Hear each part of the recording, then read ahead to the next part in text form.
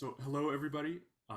This is Aaron Thompson, former director of outreach with Chess and Slums, and today I will be analyzing a match in two parts with esteemed Nigerian chess champion John Fawole.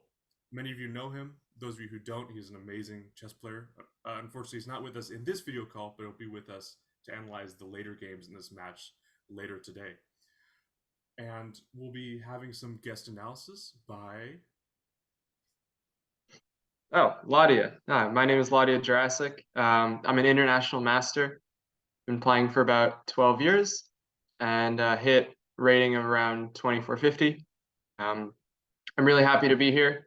I'm really amazed that the community Aaron has helped to build in Chess and Slums, and I'm excited to see all of your guys' improvement in chess because it's a wonderful game.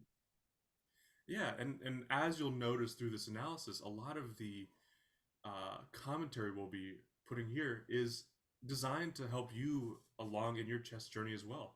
You know, talking from more basic concepts like safety to more complex concepts like how to form, how to form plans, things like that, right? And so you, at some point in your chess journey, will be able to see this video and say, hey, I can take something away from this. And taking something away from it is what we want to bring to the chess community. So with that said, let's go over game one. All right, let me share my screen and we'll get started. All right, just want to make sure you can see it. Yeah, so here we have white as John, and I'm playing the black pieces. All right. So it starts out as a Sicilian accelerated dragon,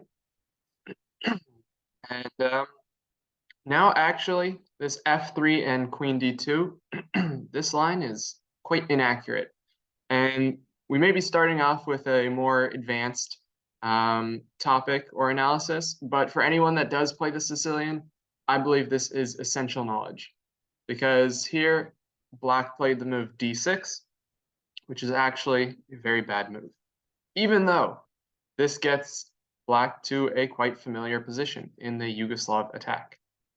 However, I'd like to backtrack quickly, and I'm going to show you why this is a bad move and show you the better move.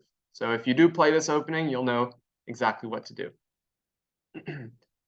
If we go back to move 2, and black starts with the move d6, which shows his intentions of playing a Dragon Sicilian, then we'll end up getting to the same position that happened after move 9 over here with pawn to d6, where white will castle, and then actually the main line for black is to play pawn to d5 and try and attack it in the center.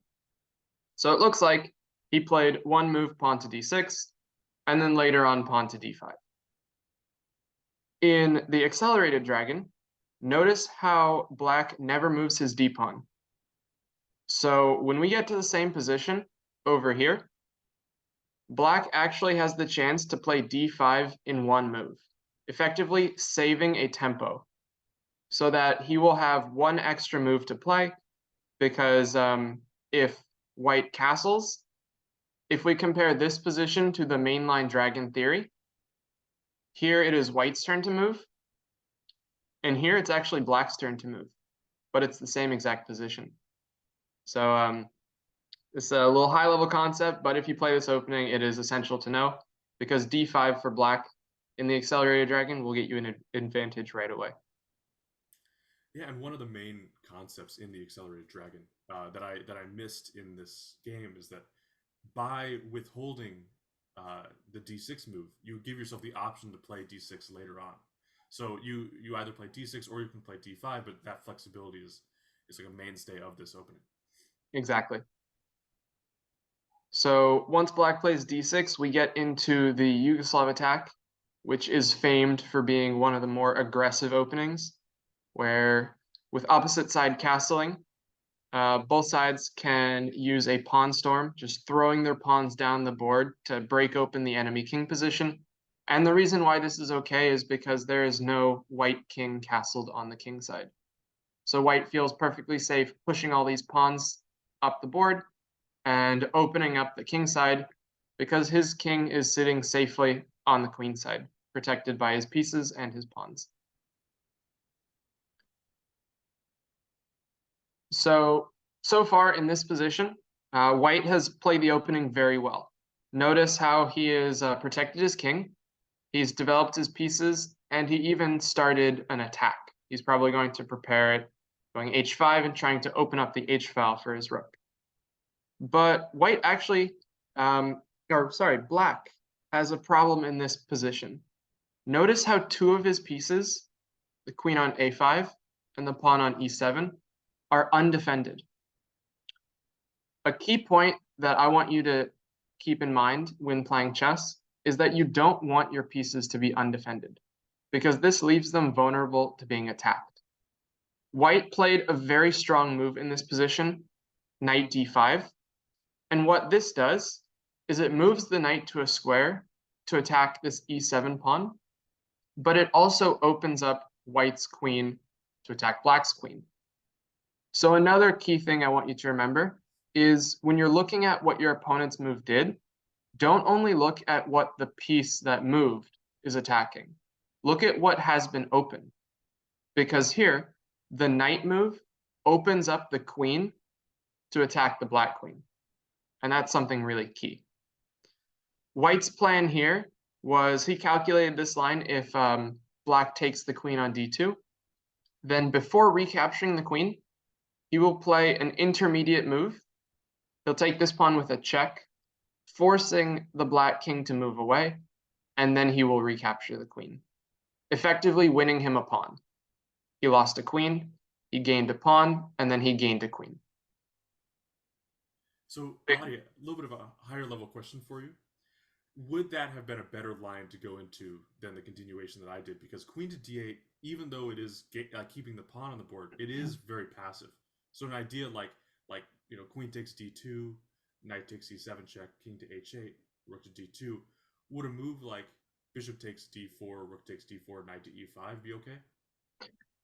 That's a really hard question to answer because the two situations that you find yourself in are either you're going to be playing an endgame down a pawn, or maybe two, or you're going to be getting attacked. So I don't really have an answer for that. But what I want the viewers to see is how powerful of an opening this Yugoslav attack can be. If black makes one inaccurate move, he already faces massive difficulties in the rest of the game. I think queen d8 had to be played because I don't really like the prospects of maybe even losing two pawns. And this starts to get dangerous. If h5 and h takes g6 comes in, the white rook will be pointing directly at the black king. And this is going to get very dangerous very quickly, even without queens on the board. So black plays queen d8. White trades pieces and plays h5. The idea, once again, is to try and capture this pawn and open up his rook. When you're attacking, you want to have as many pieces in the attack as possible, and that's exactly what white is trying to do. So queen d4, he gets his queen into the attack. And then black plays g5. His idea is to try and stop the pawn from opening up the rook, but there's a problem. This g5 move leaves this square undefended. This square now becomes what is called an outpost. There are no black pawns that can attack the square, so white's knight could freely go to f5, and then it cannot be taken by a pawn. The only piece that could take this knight are the knight or bishop for black, but as you can see their position, they step over each other because the black bishop would love to go to d7 and the black knight would love to go to c6, but that's not going to be happening anytime soon. That's why in this position, white played another great move. He played knight e3, recognizing that this square was weak, and he wants his knight on that square. So knight f5 check. And then we'll continue through the game where notice how white gets his pieces into the attack. And now black plays queen takes d5. So black is trying to offer up a trade of queens. When you are attacking in chess, you want to try and keep as many of your attacking pieces on the board, because that gives you a better chance of checkmating the enemy king. So queen takes d5 instead of knight takes or bishop takes d5 was a great move by black because it offers up the trade of queens, which is something that he wants to see. If the queens come off the board, it'll become much more difficult for white to checkmate black, even if black's king is open, because white doesn't have his queen anymore. And as you know, the queen is your most powerful piece. That's why queen to e1 by white was a very strong move. Even though it looks like this is a retreating move, it keeps the queen on the board and it keeps the attack alive. So we'll continue with some moves. And this is actually the first time in this entire game I've seen white make a mistake. And it was the move rook to e2. Going back to the same idea as before about not wanting to trade pieces, it looks like black or white voluntarily lets his rook on d6 get taken. And once this trade happens, the knight has to leave its favorite square f5, which allows the black queen to come into the game. Now look at this queen. It's centralized. It's attacking the knight. It could be attacking the bishop as well. And the white king also looks a little bit open. So black's queen is starting to become a very powerful piece. And white will find it hard to do anything except trade queens to get black's strong piece off the board. But now, with a pair of rooks gone and the queens gone, white's attack is no more. So when black plays through the endgame, he activates his knight, he wins a pawn, he activates his final piece, and now the advantage shifts to black. Once the attacking pieces have come off the board, then black can play more freely, not needing to worry about his weak king being checkmated. And then he finishes off the game with running this g-pawn down the board, because there's nothing that white can do to stop it. And then white ends up resigning in this position, because nothing can stop g1 queen. So my conclusion for this game is that white played a great attack at first. He developed his pieces. He pointed them all at the king. He activated his rook with h4 and h5, and even h6 and then rook h5. But right as white let black trade a bunch of pieces, then black took the advantage. When black prevented any future attacks, he immediately had a better position. This is how important it is to keep your attacking pieces on the board. With more pieces, you have a better chance of checkmating the opponent, but with fewer pieces on the board, your opponent has a better chance to defend. So I think that's the biggest takeaway from this first round game. Yeah. And so at this point, I'll tell you a little bit about the match format, right? Because the way in which it is structured, I withheld this at the very beginning of the analysis, is that it's a best to 5 match. So every time you win, you get closer to that 5-point threshold in which you can actually win the entire match. So if each side has 4 points, then that last game is critically important. So every time that a win occurs, it puts more pressure on the opposing side to win their next game. And one very critical aspect to this game is that even despite this being the first game and this pressure not building as much, white played a very, very fierce attack. And John is an amazing chess player. And this Yugoslav attack he played with a ton of precision and took advantage of my, granted, many erroneous moves. He took advantage of them very, very carefully. Like a surgeon in some ways. And then once he slipped up, it changed the dynamic of the game. But you'll see that that aggression and that passionate play continuing throughout the rest of the match. So Ladia, let's look at game 2 and see what happened there. All right. But before we do, I want to talk quickly about one thing that you said. I want all the viewers to know that chess is a confusing game. It is super difficult. And with that being said, one mistake will not lose you the game. As Aaron said, he made a bunch of inaccuracies in the beginning, but he still ended up winning the game. That's because no matter what mistake he played, he was fighting on every single move. He tried to find the best move. He tried to find the hardest way to put pressure on his opponent. And in the end, his fighting spirit paid off. So if you make a mistake in your game, don't get down on yourself. Don't start thinking you're a bad chess player. Just keep on fighting, because you may find that your fighting spirit will reward yourself with a win. Very, very apt. And with that, let's move on to game number 2. When Aaron described to me the format, this means a win for Aaron puts him firmly in the driver's seat. But I looked at this game, and I thought John played highly impressive game.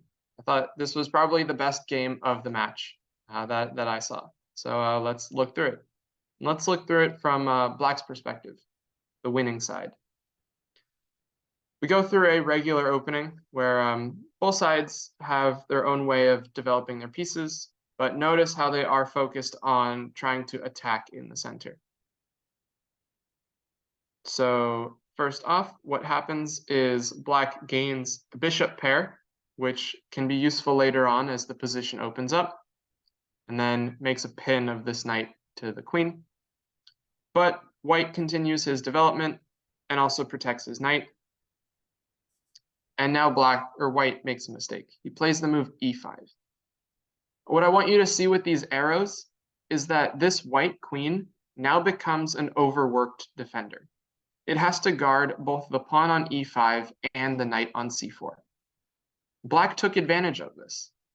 If the queen is forced to move away from one of these pieces, Black can take the other one. That's why he played bishop takes c4, forcing the white queen to capture the bishop, and it is now no longer guarding the pawn on e5. So Black can win a free pawn.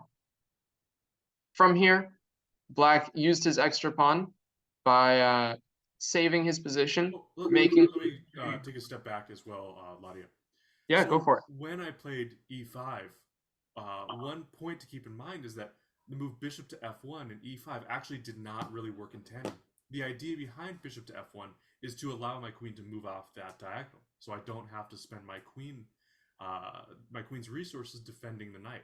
However, e5, with my queen still blocking the defense from the bishop, it allowed Black to take advantage of that, and that really, really highlights the importance of allowing and placing a lot of attention on why you're making your moves.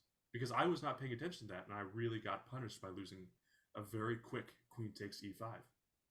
Yes, that is correct. And as you will see, once Black wins this pawn, John plays an amazing endgame and gives his opponent no chance to come back into the game.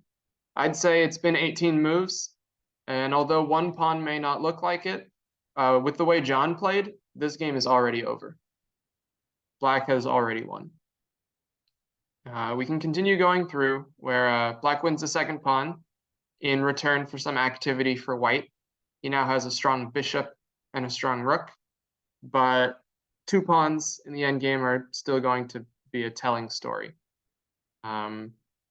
White tries to make some complications, but actually, taking the knight would have been the best move, in my opinion. When you are winning in material, like Black is here with 2 extra pawns, trading pieces is good for you. Think about 2 different scenarios.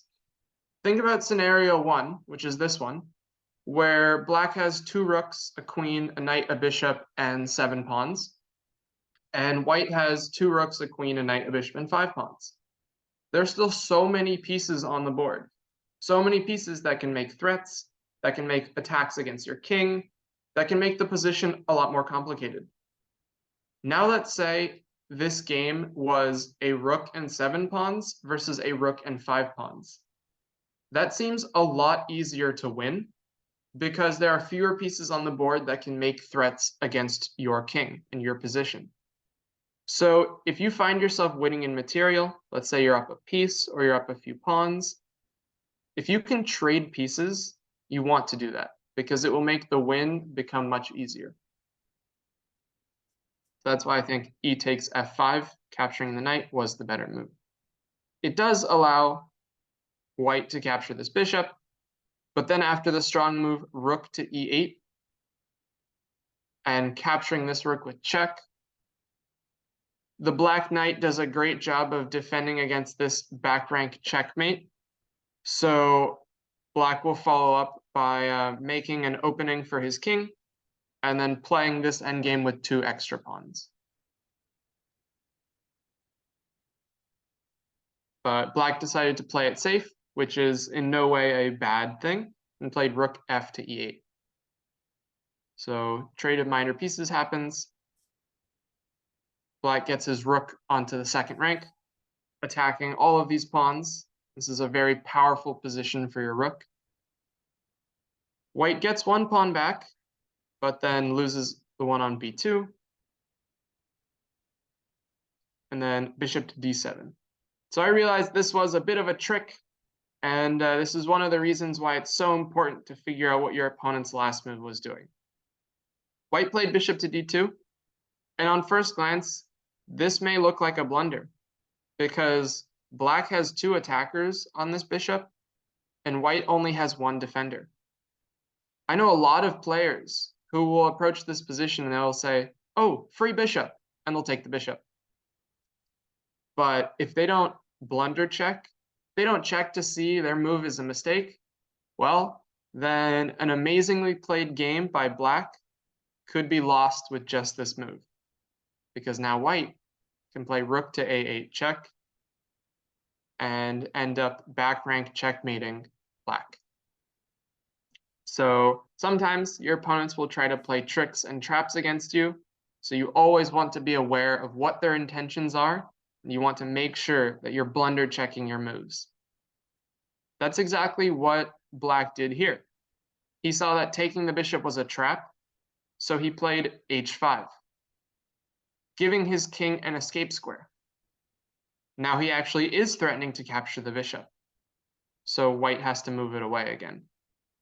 And with that little trap out of the way, black continues with his attack. He develops his knight and threatens to take on f2, and then retreats. It looks like this didn't gain anything, but by forcing the pawn up 1, it allowed the rook to have a greater range. And now it points to g2 and to h2. So black's next move, rook d2, really highlights how powerful these rooks are. They can go check, they can win this pawn, and there's nothing that white can do to stop it. So black gets a pawn, and then gets his rook back into the center of the board, forks the bishop and the pawn, wins a 4th pawn, and by now, white has had enough. Black is threatening to take the bishop. Black is threatening checkmate eventually, and is also up 4 pawns at the same time. So white resigned in this position.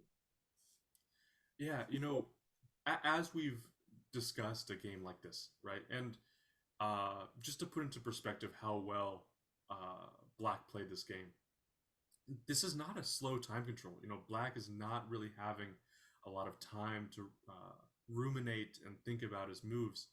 This is a game in 3 plus 2 second increment game, which basically means that you have 3 minutes on each side, and then 2 seconds are gained per move.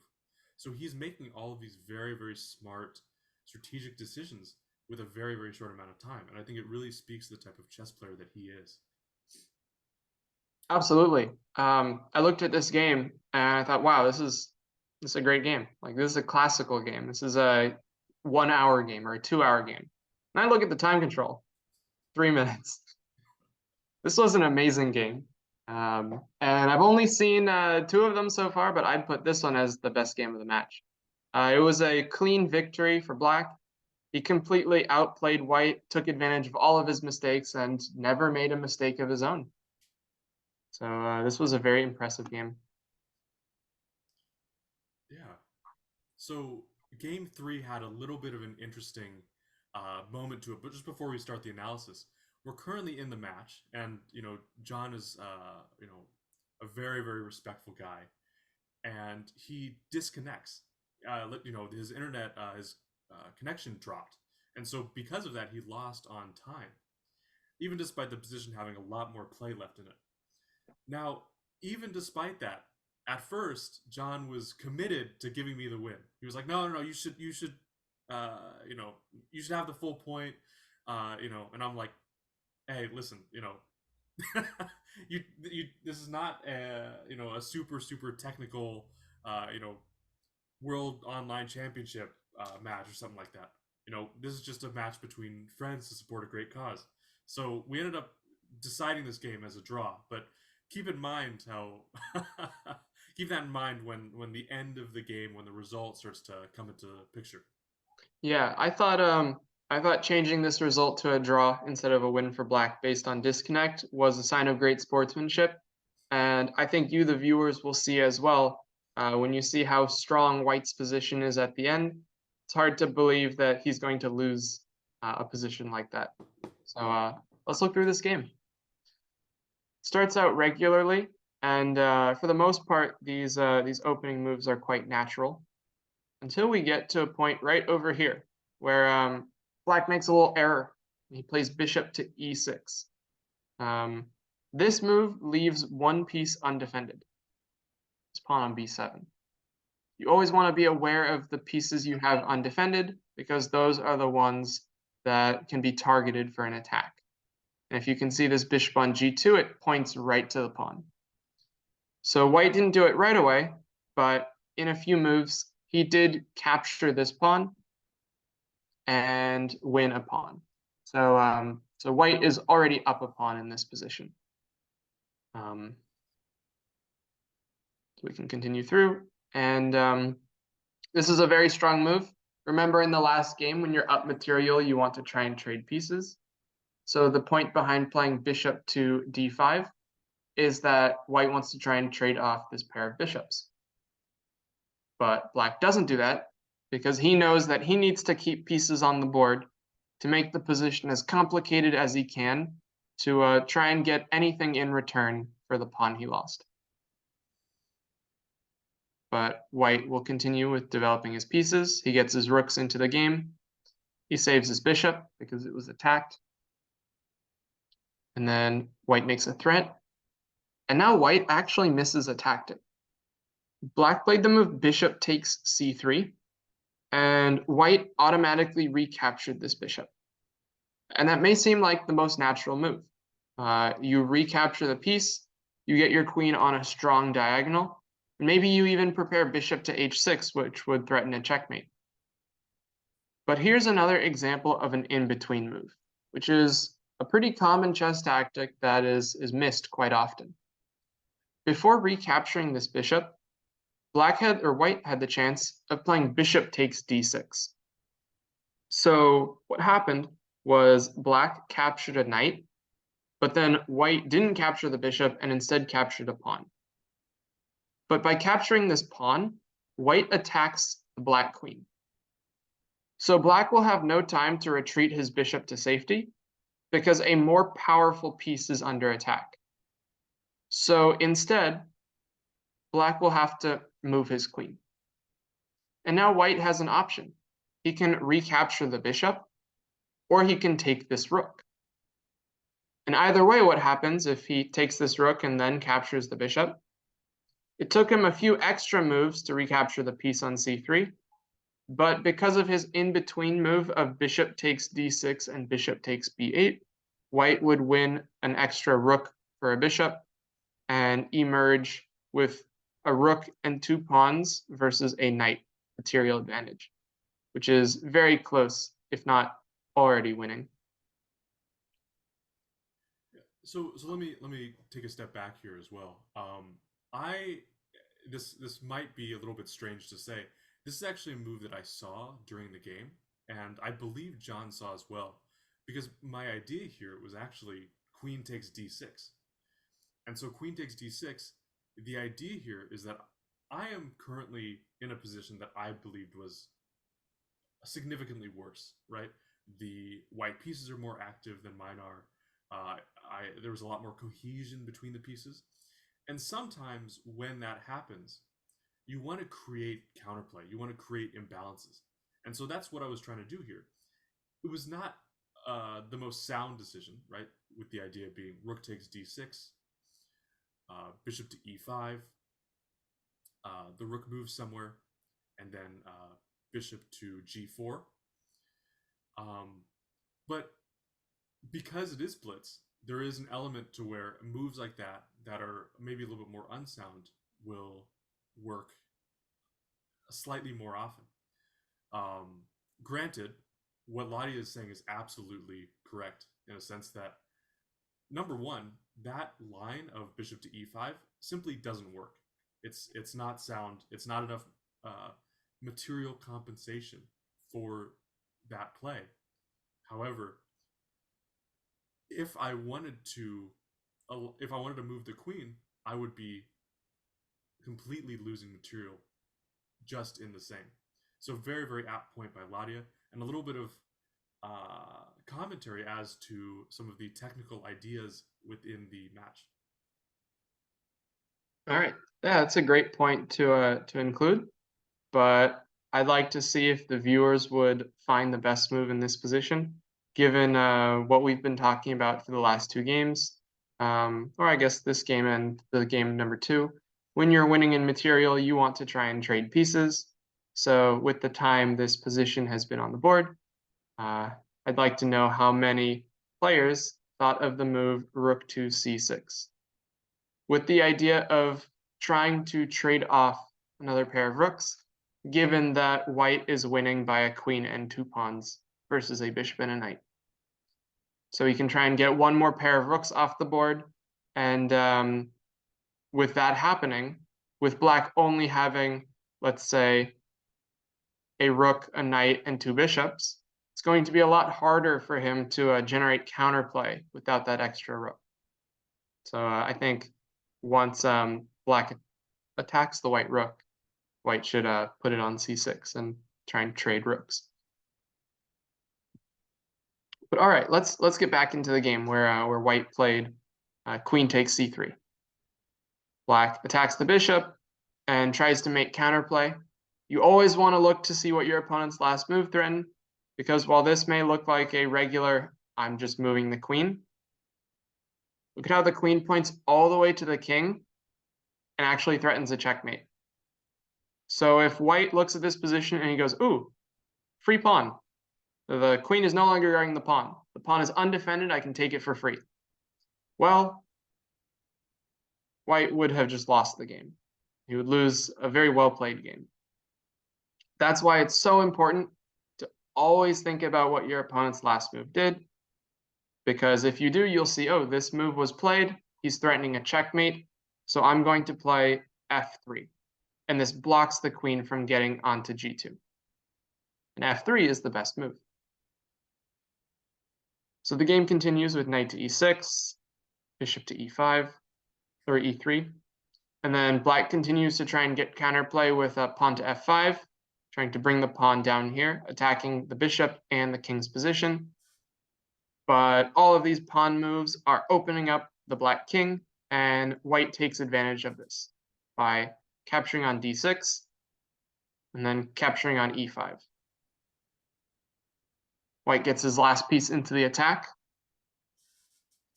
and now trades a bunch of pieces.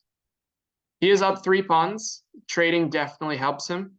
And now in this position, it looks like white disconnected and then ran out of time. So with this, it means that black wins the game on time. But as we talked about at the beginning of the game, both players ended up deciding that a draw would be a better result, because white is winning in this position, and a move like queen to d5 would give black no chance of getting back into this game. But he did run out of time, so he technically lost. So a draw seems like a good in-between and a great moment of sportsmanship between these two great players.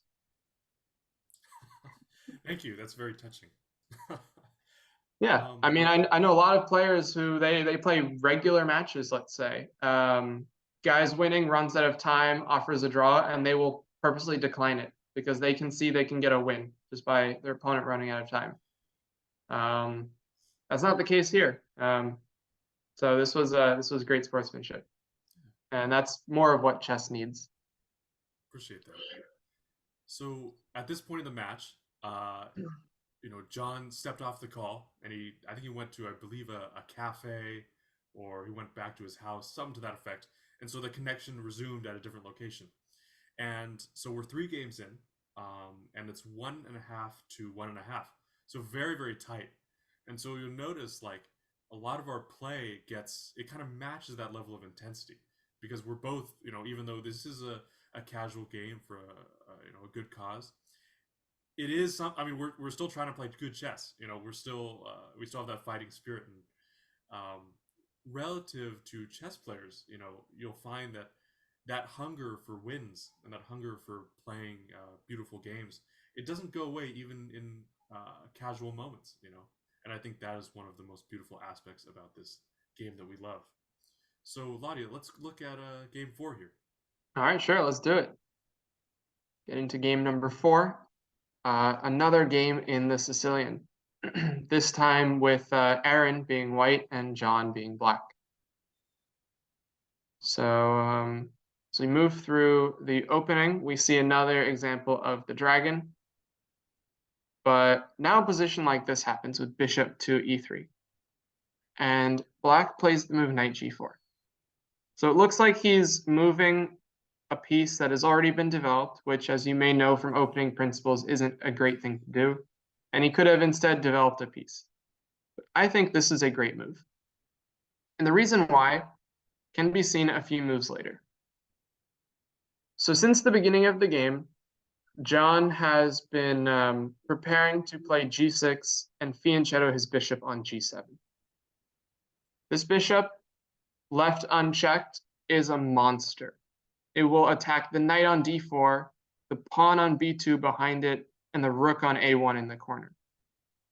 When white has his dark squared bishop, the one that used to be on e3, those two bishops can counter each other, where white can try and force a trade of his bishop for the black bishop on g7.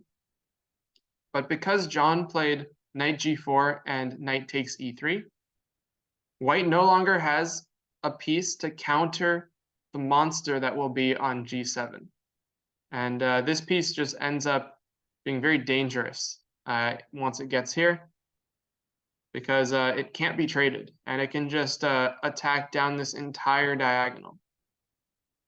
That's a very powerful piece. That's one of the reasons why I love playing the Sicilian, and specifically this fianchetto line, because this piece acts as a good defender of the king and also a great attacker.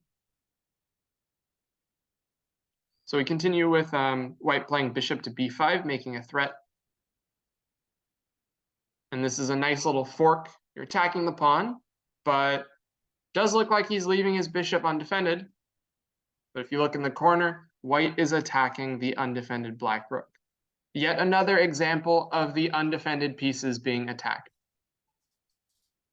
This ends up leading to white winning a pawn, with bishop takes c6.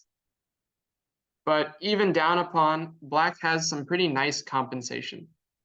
His bishop is active, his rook is active, his queen is also making a fork right now. Black will have to worry about his king a bit because it can't castle, but other than that, he does have good compensation for this pawn. Still, there's a lot to play in this game. White castles. Black wins his pawn back, but in return, white gets some development. He gets his knight into the game. White then develops his rooks, while black saves his king, we get a position where the material is now equal and both sides have developed their pieces. Who do you think is better? That might be a hard question to answer because it looks like white's pieces are better positioned. His rooks are definitely more active than the black rooks. But I still have a hard time counting out this bishop, the one that will rake across the board and attack all these pawns, compared to this knight that isn't really doing anything. So this is a very complex endgame where both sides have a chance to emerge victorious. So let's see what happens. And one more point as well on the on what you've just described. This is an excellent example of bishop versus knight, maybe late middle game to early end game, because not only do they have their own advantages, but they also add to the advantages of other pieces. So one of the things that Ladia is about to mention are the ways in which the rooks and queen on the black side start to attack the queen side. The bishop adds to that advantage because the bishop is attacking c3 and the rooks undermine the b2 defender of c3. The knight, because it doesn't have the same type of range, it cannot add to my advantages of, say, me having the d file, my queen being able to defend b2 to some degree. And so if there's a game that can really exemplify the differences between bishop and knight in positions like this, I would use this one. Log it into your computer and analyze it on your own, because it definitely has a lot more strategic understanding than you and I, Ladia, might have time for here. Yeah, that is correct. One thing I want you guys to know is it may seem obvious at first, but the bishop is a long-range piece. It can move from the left side of the board to the right side of the board in just one move. The knight, it takes 3 moves to do that same thing. So if the endgame is quite open, like this one is, and there are pawns on both sides, that favors the bishop. Because in one move, the bishop could point at the queen side, at the king side, or even both sides. The knight will take 2 or 3 moves to point at one side. So the bishop is much stronger in these open endgames. And since we have a pretty open endgame here, the B file, C file, D file, and E file are all semi-open. The rooks will find great homes on those files, but the bishop will be a great addition to help in the attack that black has on the white queen side, exactly as Aaron said. So we'll continue through, and we see that black makes sure all of his moves attack this white queen side, and eventually he will win this pawn. The pawn can't move, because then the power of the bishop will be felt, and black will play rook takes c3, guarded by the black bishop. So white has to go looking for counterplay and plays queen a4, losing the b pawn but gaining the a7 pawn in the process. So black is up a pawn, but white has this passed pawn. And as you know, passed pawns are very dangerous in the endgame. So white still has some advantage going for him, even though I would take black any time of the day with the extra pawn and this bishop. If you can't tell by now, I've been playing the Accelerated Dragon all of my life. So having this Fian Shadowed bishop is something that I've seen in almost all of my games as black. So let's continue here. Black trades queens. And now with 2 rooks attacking the pawn, he even is able to win this pass pawn. So now the game looks very bad for white, to say the least. He's down 2 pawns. He lost his only chance of counterplay, that pass pawn. And now black just has a pretty free time to develop his pieces, get them into their best squares, and then push his pawns and activate his massive pawn advantage. He has these 5 versus these 3. But as you all know, the knights can be tricky, so this game is not over yet. See, right away, a fork has been made and white gets back one of the pawns. But here, I think black made a mistake. He played the move d5, and I think he moved the wrong pawn. let's look at this knight. It has done a great job jumping around the board. If you guys may have seen from the last few moves, it went from b8 to c6 to here, e6, f8 to g6. So this knight has just been going in a massive W shape all the way to taking a pawn on g6. I thought this was quite amusing. But with that being said, the knight is a little stuck because the only two ways it can get back into the game are either by knight f4 or by knight f8 and then back to e6. So if black plays the move e5, it prevents the knight from going to f4, meaning the only way it can get back into the game is by going to f8 and then to e6 and then to g5, the only defended square it has. So it's going to take 3 moves for this knight to get back into the game, which is 3 moves that black could pretty easily use just by going d5, d4, d3, and getting that pawn much closer to becoming a queen. So even in the endgame, you may see that there are still chances to block off your opponent's pieces and hinder their activity, because this knight is dangerous. It can hop every which way and it can take your pawns. If you can prevent that knight from doing anything, you're going to be very close to winning, because white would have lost the activity of his most dangerous piece. d5, rook e6, knight f8.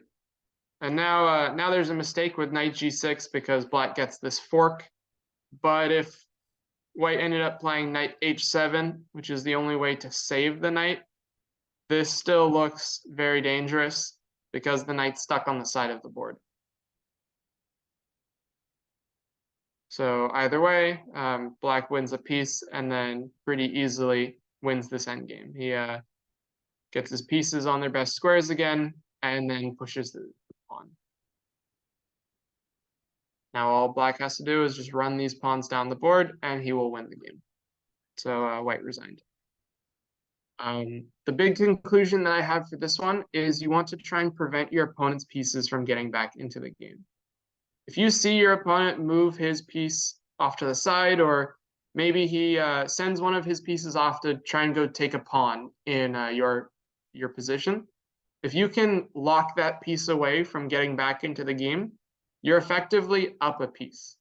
Even if the material status doesn't show it, if your opponent has one piece stuck in the corner that can never do anything, then you're basically up a piece. So that's something really important to keep in mind. Yeah. Thank you, Ladia. So, yeah, exactly. So you'll notice one of the major themes in this game was the amount of time it took to produce an idea. So, as we've discussed many times throughout this particular game, the bishop versus the knight, one of the other dynamics at play is that it takes me a long time to do something. Even as you saw in that maneuver, when my knight was on g6, one of the ways for me to get out, it takes me 3 moves. For a bishop, it could get out a lot easier. Knights in particular are vulnerable to getting very hemmed away, getting on the wrong side of the board when they really need to be on a better side of the board. And so black, very strategically took advantage of that. Yeah, there were some slip-ups with regards to playing e5, but overall, it is absolutely a point to think about. And Ladia has set up a position here. This just goes off what Aaron was talking about how the knight can get hemmed in by the enemy pieces. And I just put it in a pretty simple example. I threw the knight on the side of the board, and I took the black bishop. And as you can see from this position, the knight's moves are all attacked by the black bishop. So the bishop alone prevents the white knight from moving anywhere. Now, of course, this position on the board is a draw, but what I more want you to focus on is the dynamic between these two pieces. The knight is great because it can go from dark square to light square to dark square, while the bishop is stuck only moving on one color square. But because of the bishop's long range potential, it can easily just destroy the knight in one move. And now that white knight can no longer move. That is kind of what we were talking about in game number 4, where black could have played moves with his pawns and with his bishop to block the squares Aaron's knight could go to because it was stuck on the side of the board. Yeah. And so, overall, Ladia, I wanted to thank you so much for coming on and analyzing with me. Yeah, thanks for having me.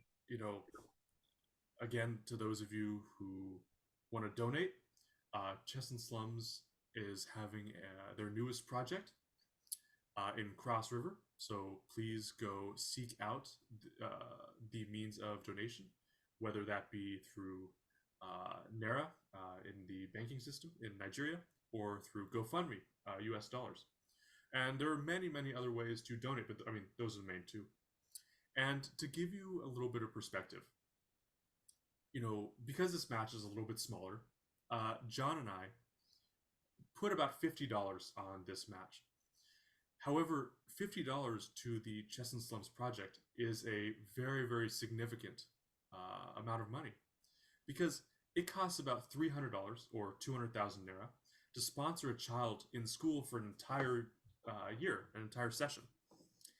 Now, that type of change you might not think exists with the amount of money like $300. It is sizable, right? It's not. I'm not going to say that it's incredibly tiny, but the thing is, it brings about more change than one would expect with $300. And so, to be able to provide that in the form of, and you'll have to see who wins this match, because it's still a nail biter, right? 2.5 to 1.5 on the side of John. But whoever wins the match will be donating $50 in the other's name, and that money has a great deal of impact. And that donation, it's mine today, but it could be yours tomorrow. And that donation is not just limited to one child, but it could be limited to, or it could be unlimited to the benefit of children in Nigerian slums. So just wanted to put some perspective as to this match, because a lot of times it's so important to emphasize how chess can be an avenue for good. Yeah, beyond that, you'll have to wait for the second part of this match. I will analyze it with John personally. Ladia will be playing in a tennis tournament. So everybody, by the time you see this broadcast, he'll already be finished. So wish him luck retroactively. And yeah, thank you so much, Ladia. Thank you for having me, Aaron. This was a great thing to do. I really enjoyed analyzing these games, and I hope you and John will have fun analyzing the last 4, and I hope the viewers will have a great time seeing who ends up winning. Thank you so much. Yeah. Bye-bye. Thank you, Aaron. Bye.